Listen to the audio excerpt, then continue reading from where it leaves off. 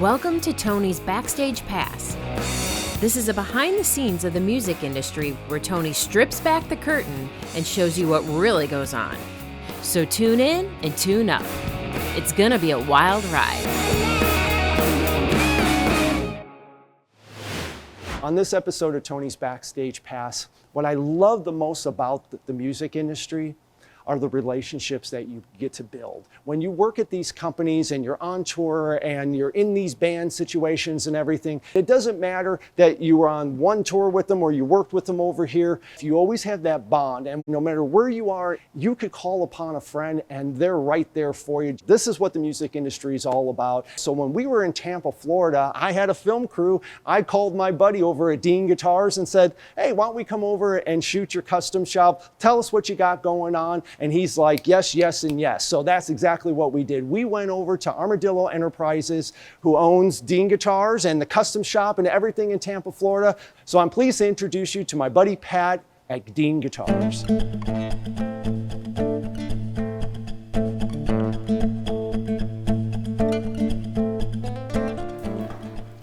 Hey Tony, how are you? Hey Pat, how you doing, buddy? Thank you for having us. Yeah, thanks for coming in. Looking forward to showing you what we're up to. All right, let's go. This is the facility for Armadillo Enterprises. It's the home to Dean Guitars, Luna Guitars, and Ddrum. We've been working out of this facility since approximately 2003. Elliot Rubinson was the founder, and he had the vision to bring us into this. This is huge.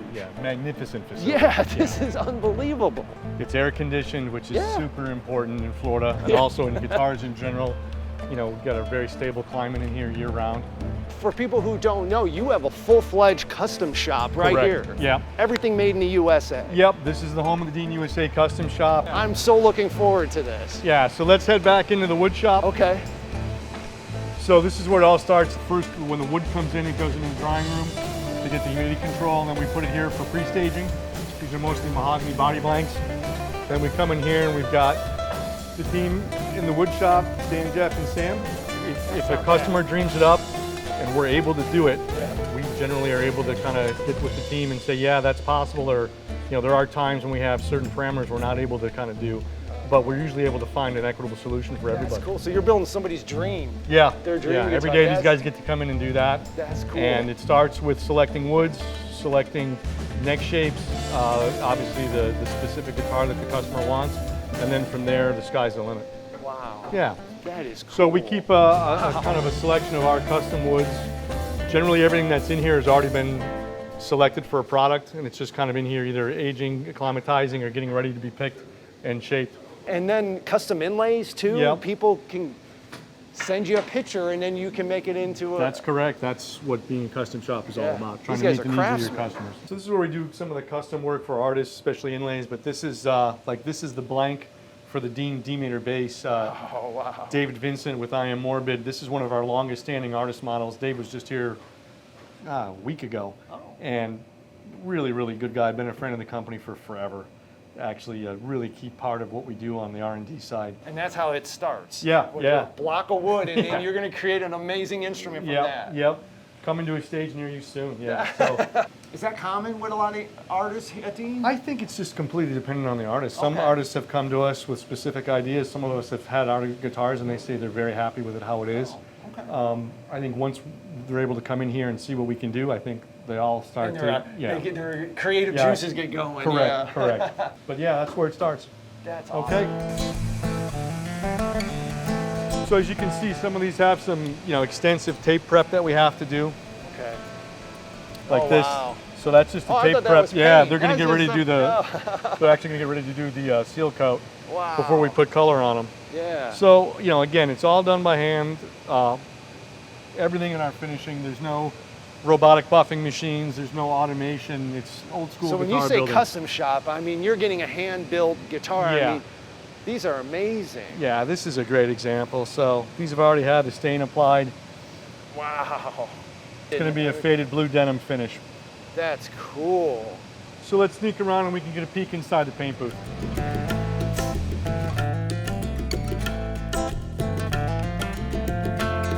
So after the guitars come out of paint, they go back in for another round of wet sanding. They go in for their final coat, they get buffed out, and then from there we can go down to final assembly and see. Great, cool. See it all come together. Yep.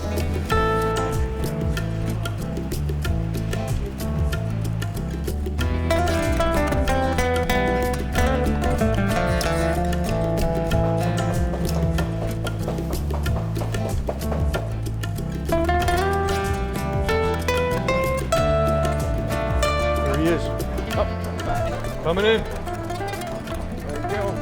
Perfect. Okay, so after all of that work that you've seen, Yeah.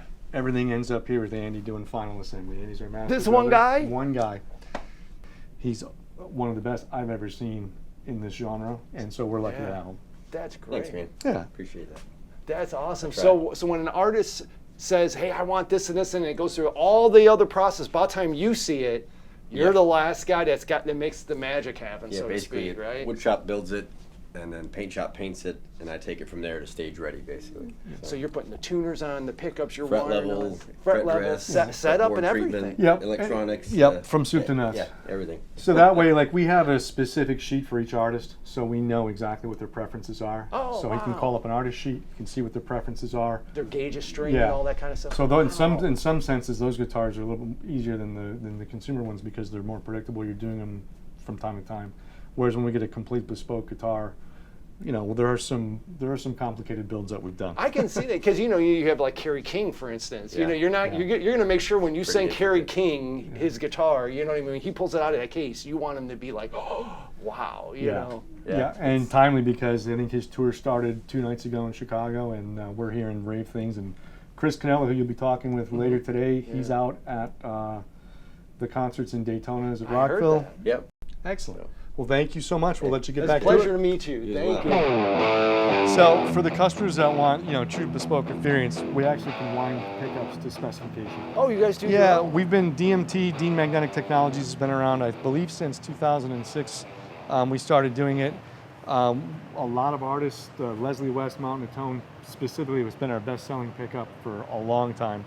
And So that's the secret. Yeah. Yeah. Okay. Pat Baker, one of our team members here, is just an absolute guru when it comes to electronics and pickups. Okay. And he kind of put this entire program together. And it's been, one of those soup things. to nuts. Yeah. You can, talk about customization. Even the pickups can be customized. Absolutely. Absolutely. That's amazing. Yeah. That's really cool. And these look amazing. So somebody may have an idea and say, oh, I like it, the old, 58s or whatever, PAF style or something. You guys, if they give us a sound that they're trying to kind of have, we're able to replicate it.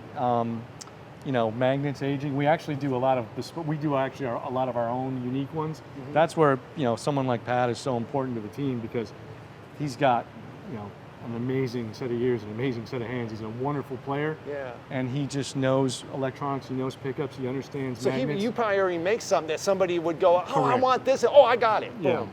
That's Yep, great. absolutely. The Dean Nostalgia is a neck pickup that we've done for forever, and that's probably Yeah, one of see our that. top sellers. Yeah, Yeah, there Nostalgia we go. necks. Nostalgia neck pickup. Yep. Cool. Yeah. So this specific pickup is from Michael Amott from Arch Enemy. Yeah. Again, we've worked with him for a long time. This is designed to his specifications. Really? It's in all of his signature models. And, whether it's an American-made high-end or even if we wanted to do a special run of imports but put a high-end American pickup in it, we've got that option. That's And these great. are available through select retailers to buy as well. And that was my next Yeah. question. You can get the pickups on their own. You can. So you could have another guitar, but you want that Dean pickup in there from that artist. That's correct. That's wonderful. Yep. I had no idea. Wow. That's impressive. Hi, this is Tony Pasco. Earlier this year, I traveled to Ethiopia and taught 2 music classes with an organization called Next Level Worship. This was my first time in Ethiopia, and it was a life-changing adventure. The countryside is beautiful, filled with beaches, mountains, hot springs, and lots of wildlife. The food is really good, and the coffee is out of this world. But what makes Ethiopia so special is the Ethiopian people. They are loving and kind. They express their joy through song, dance, and their energy is infectious. If you are looking to go on mission, then please check out my friends at Next Level Worship. Thank you.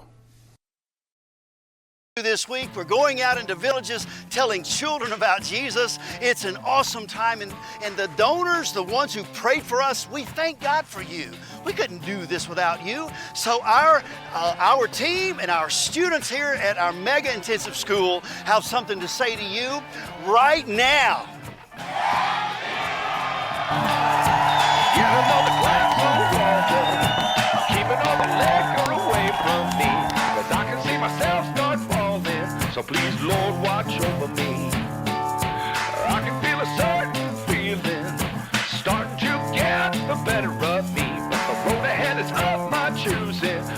Please, Lord, watch over me. Yeah. Na, na, na, na, na, na, na.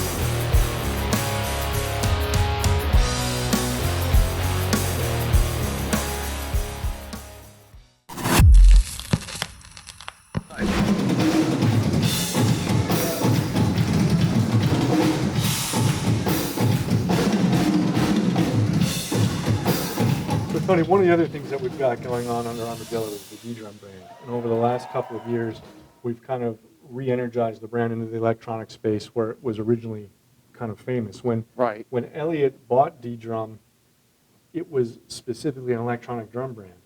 And his genius was to make it an acoustic drum brand. So from 2004 until, probably right around 2010, we had a kind of a sole focus on acoustics. And then we started getting into entry-level electronic kits.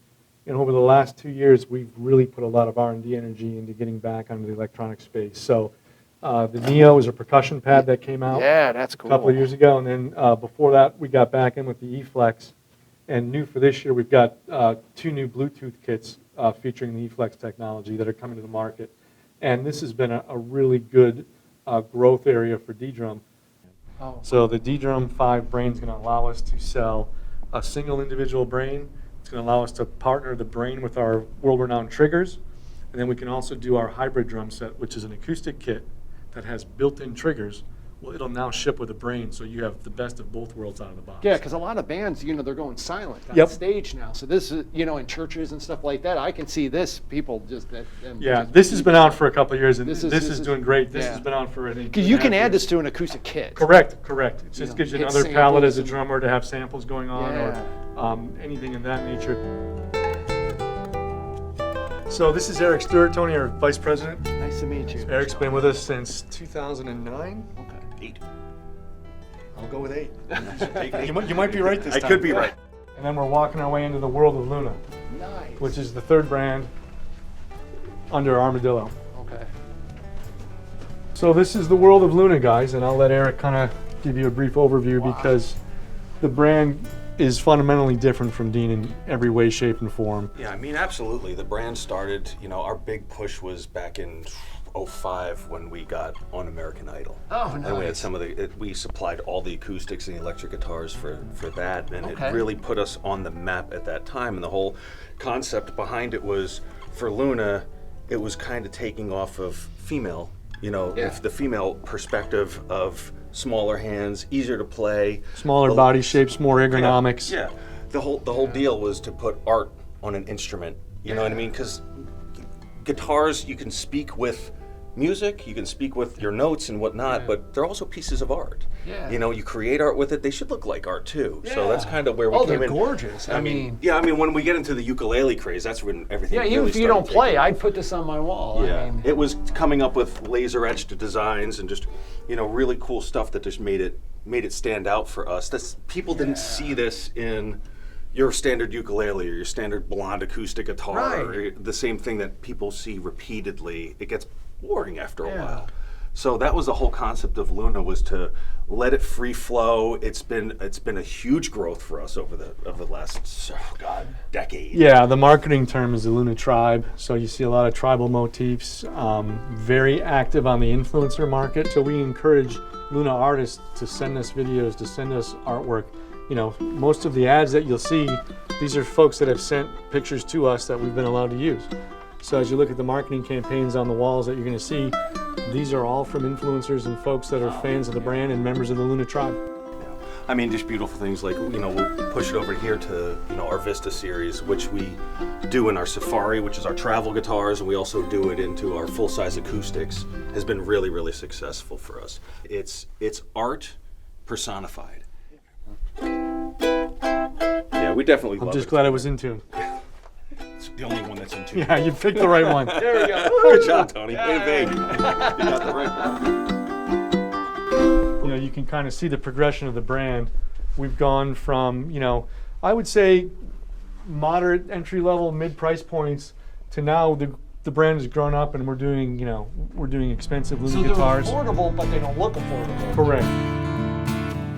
These, now you go in a whole nother world Yeah. here. And again, these were new. This is the Vineyard series that was new a couple of years ago. So you've got a full presentation inlay, and that's a whole different, you know, type of a customer. You've got an elbow cut. Elbow cut. That's Yep. Yeah. Elbow And cut. that's Koa. It's a Koa laminate top, so it does keep the price point down from solid, but you know, it just looks gorgeous. You It know, does. it's an amazing looking product, and compared to Beautiful, the other folks at these price points, very still affordable. You know. And then get a ukulele and then get a matching guitar. And You put could, 'em on yeah. your wall. If we find success with a certain motif, we'll generally try to take that from acoustic guitars to classical guitars to ukuleles, all three sizes. And like you said, this is all real wood. Yep. The horses. Yeah. So if you see the anything that's black, generally speaking, is going to be a silk screen, but that's abalone, that's mother of pearl, that's going to be redwood, that's going to be mappa burl, you know, amazing. spalt, you know, and koa. Yeah. So yeah, I mean, these are very unique instruments, and frankly they are hard to build. They are. We do have issues in terms of being oversold because they're not easy to make.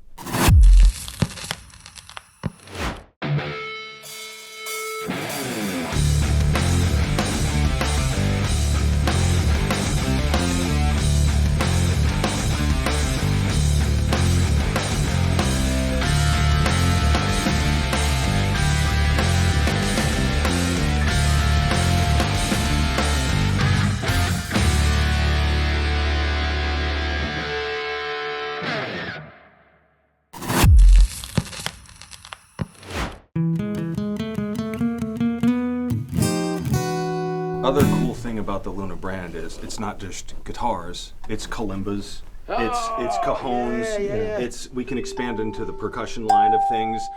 Cajones, we have a very unique product. We take the tribal motif, or we take the. Do we have a Vista here? We actually do the cajones now in a Vista, so similar style, and you know it's readily available for folks. We were active in doing drum circles, you know, all of the kind of cool grassroots efforts that go into a brand like Luna. They play really well with things like a drum circle. And a lot of my studio stuff, I have a mandolin bass that has rubber strings on it.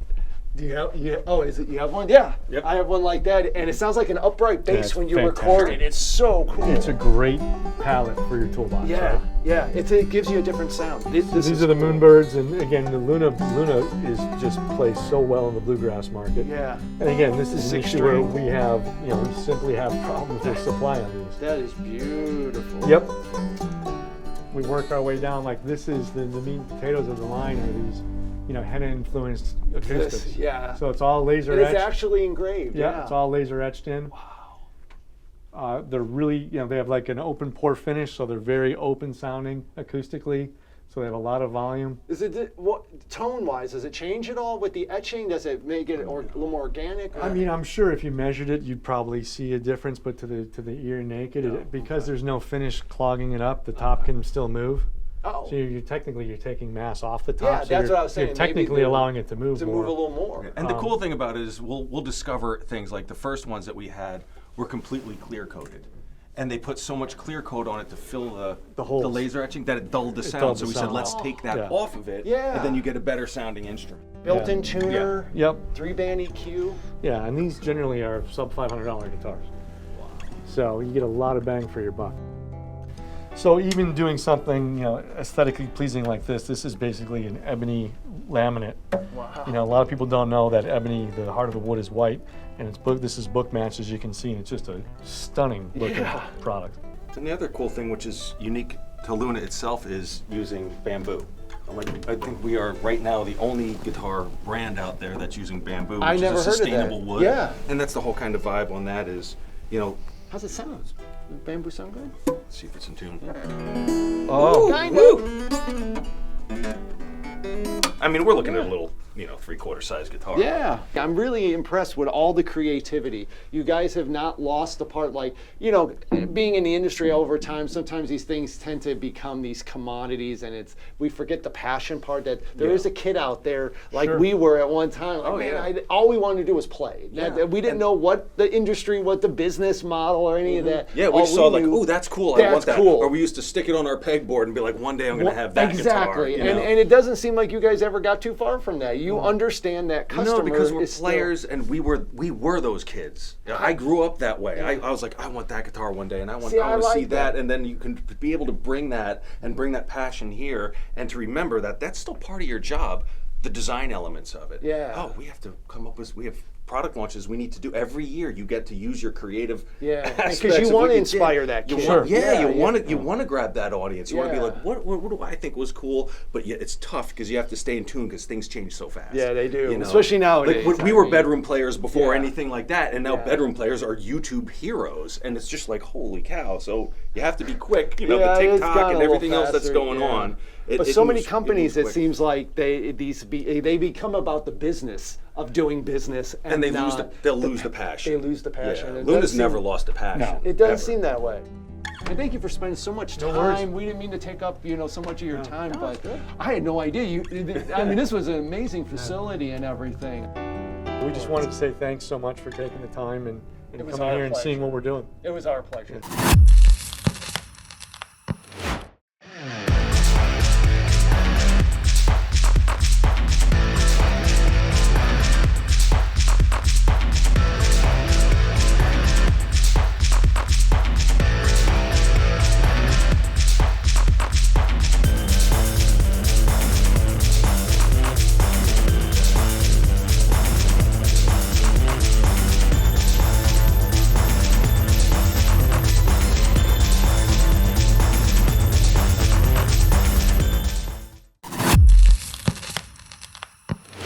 So while we were in Tampa, we also had a chance to go hang out with Doyle Von Frankenstein, who's also a Dean artist. And we got to go hang out with him, his band Doyle. We got to get on the bus. We got to give you the nitty gritty of being on the road. We got to hang out with his band. We got to see the man, the myth, the misfit, and also the man behind the monster. So check out our interview with Doyle Von Frankenstein. So we're Doyle. We came to play some rock and roll for you. This song's a love song. You can dance if you want to. Goes like this.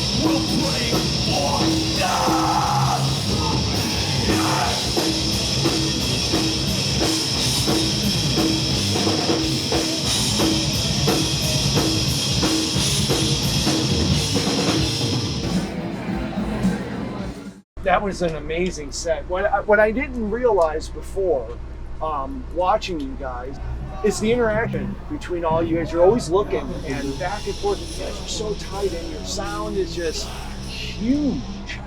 How is it touring and getting that message out there? You know what I mean? When you guys are out there delivering it. Is it? Yeah, well, yeah. I mean, as long as you like the people that you jam with, and it's like everybody's on the same page, then It seems like good. you guys generally like really get along. Yeah, absolutely. Yeah. Yeah. Super important. And you are fine. Only 19? 6 years old. 6 years old. How about that? Yeah. He still got his baby teeth. Yeah. Exactly. And you're from Alabama, right? I am. Yeah. Now, how did you guys meet? I put ads out in like the Village Voice and the East Coast Rocker and whatever one is. Was it Revolver in LA? And his was the only audition CD. I listened to the whole thing. Everybody else, as soon as they started singing, I was like, that's it. Yeah. They had like 20 songs and they were all great. The control and you demanded of the audience, how you come in. And of course, you guys did a lot of love songs. And everybody danced. Doyle is amore. Yeah.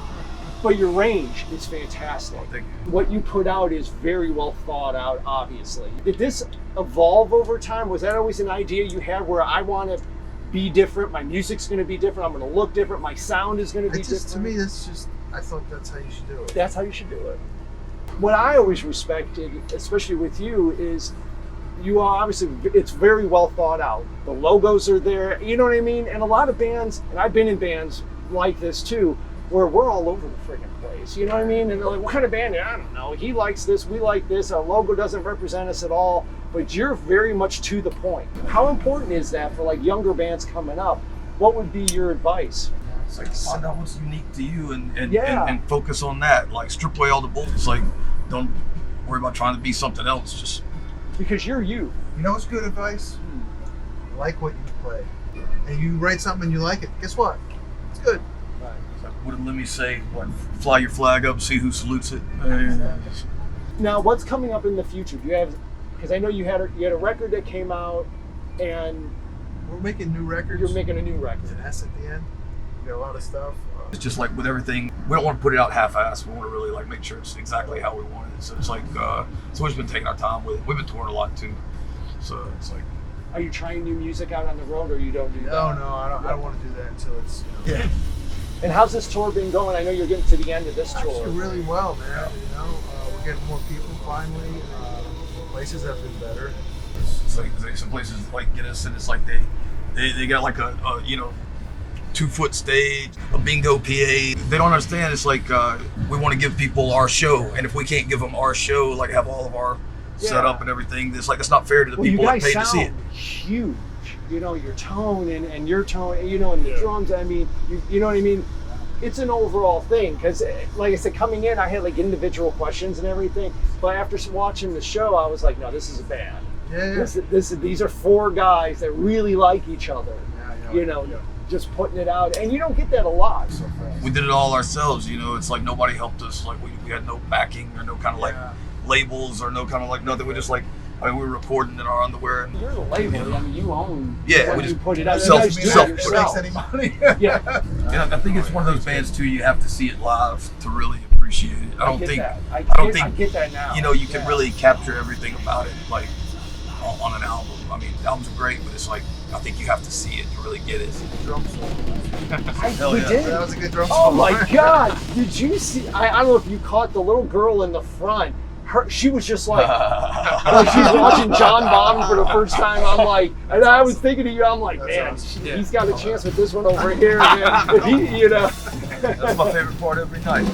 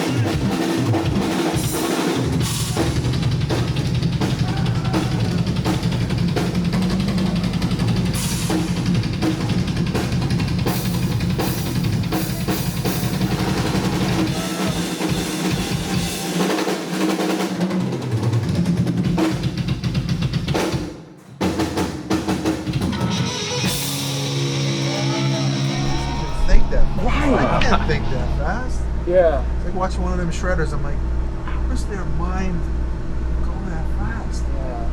I'm like Droopy Dog or. But your dad took you were a fan. Oh yeah. Well, And you knew all the songs, right? sir. He was sitting here. I was sitting right here. I looked down at him. He was like this big. And I said, when you grow up, you're gonna be my band. And he said, yes, sir. Wow. But you had to practice, I'm sure. You know, you gotta have the chops. I watched him on Instagram, and he was a beast. And I was like, man. Yeah, he was a killer as a kid. We had Brandon Perseborn on drums, like one of the best drummers on the planet for a while. And Brandon, knew about him and was like, look, this kid plays. He was killer. He's like killer. Just. The drummer, I told him, man, call him up, say how old he is. Because I have no conception of time anymore, you know. Yeah. And I got on the phone with him. I'm like, you going to school? He said, no. I said, you got a job? He said, no. And he said, you want to play drums? He said, yes. I said, okay. That's great. No, and it's tight. You guys are good. You guys are really good. That was great. Glad you guys had fun. Yeah, we did. Thank you so much and for taking the time. I will keep you. I have a charity guitar. If you guys don't mind signing it real quick, then we'll get out of your way.